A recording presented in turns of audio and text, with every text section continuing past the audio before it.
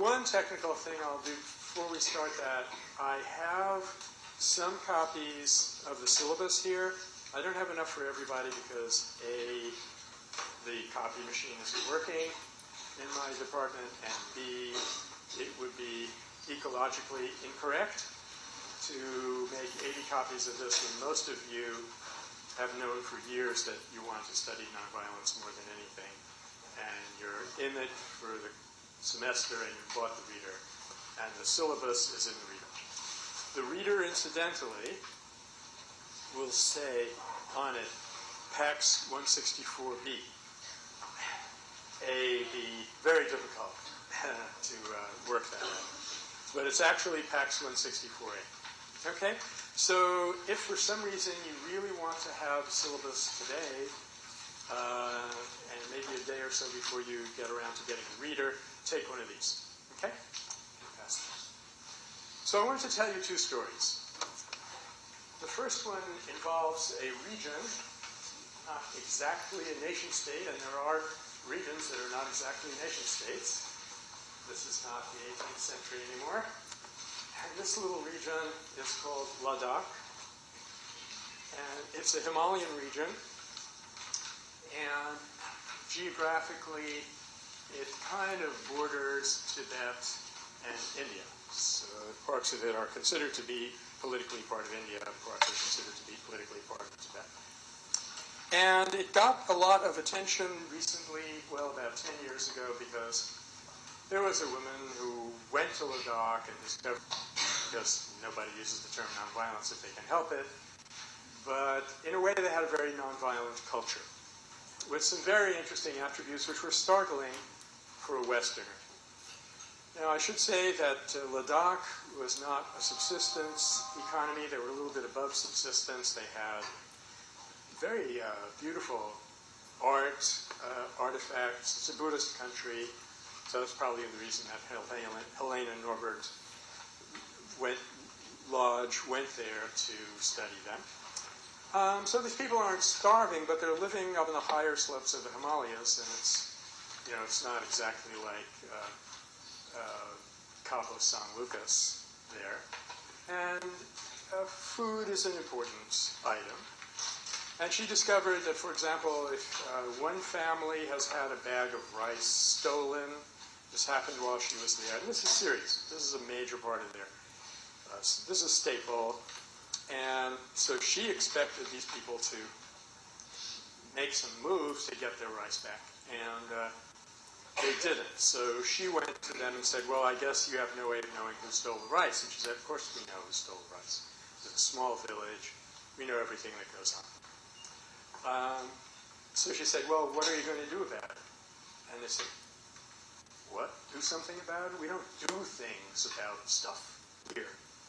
And she probed a little further and began to realize that to these people, community is of paramount importance. And if you take off after somebody and say, hey, you stole my bag of rice, yeah, you get some rice back, but you lose the relationship. And when you're living in a small group like that, the relationship in the long run is more important than the rice. So our concept of justice is not operating here. And people began to realize that this is really, once you got over the shock of these little differences, Ladakh was a very happy place. It took a while to realize that because it was not a rich place. You did not see Mercedeses. They wouldn't get around very well up there. But it was a happy little world, really. I mean, I don't want to be too corny about it, but it was happy. People had good relationships. They had a religion that they took seriously, actually involved a certain amount of spiritual practice. Everybody had enough to eat. I think they were probably happier there than the folks that I visited this summer in Nicaragua. But then, because of the interest taken in Ladakh by outsiders, especially Westerners, there's this idea, okay, they're such good people, we must help them develop. So, by now it's a bad idea, but in the 70s and the 80s, we thought it was a wonderful idea. So they got in and they tried to develop Ladakh. Just all they had was happiness at this point. And it was hard to motivate them to do the things that would lead to Western-style development. And one person actually said, if we're going to develop this place, we're going to have to teach them to be greedy. Sounds like a good idea? So they taught them to be greedy, and basically the place is a mess. All the things that they had going for them are breaking down. I'm talking, of course, in broad overgeneralizations. That's what we need to do right now to sort of get us started. So relationships are very bad. Crime is high. Young people don't have any purpose to live for.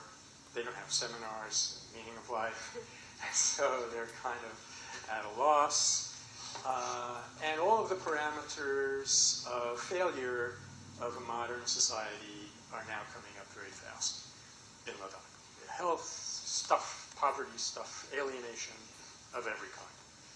So what happened here? Well, although I am a professor and my job description states that I am supposed to take simple ideas and make them complex enough so that intellectuals can understand them, that's what professors do, every now and then I step out of my role and I ask myself, is there a simple model by which we can understand what went wrong here? And let me read you a quote from the New Internationalist. Is this from the New Internationalist? No, it's from Amnesty International.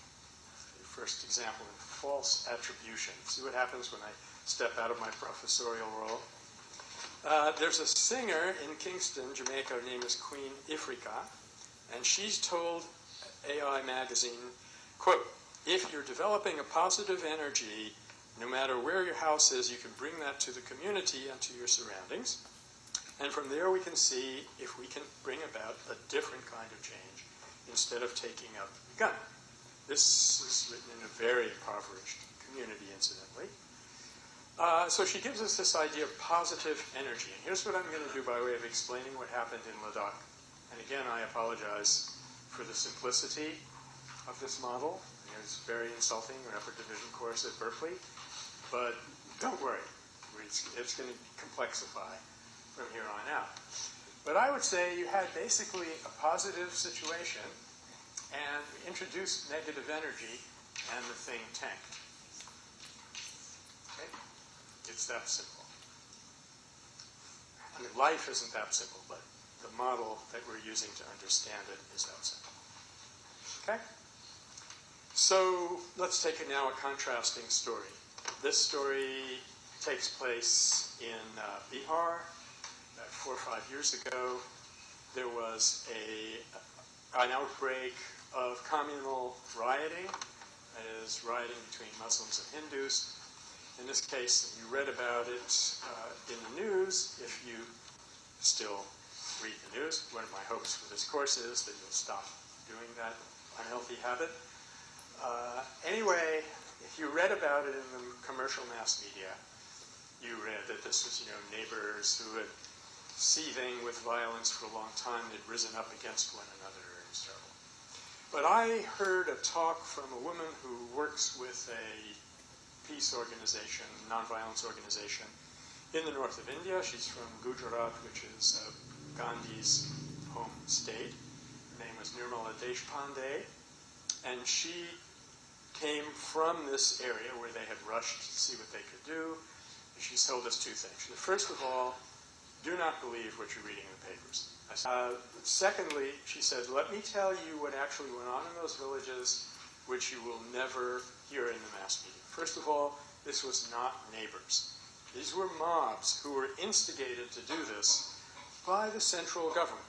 The GOI, Government of India these days, has been in the control of a party which is a very secular, sectarian, pro-troublemaking.